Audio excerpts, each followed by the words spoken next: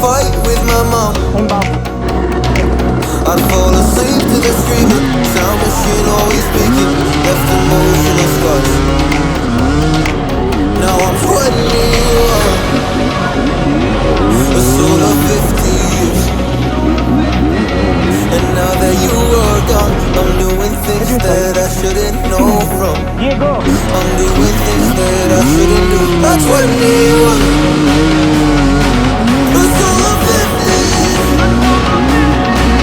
And now that you are gone, I'm doing things that I shouldn't know from.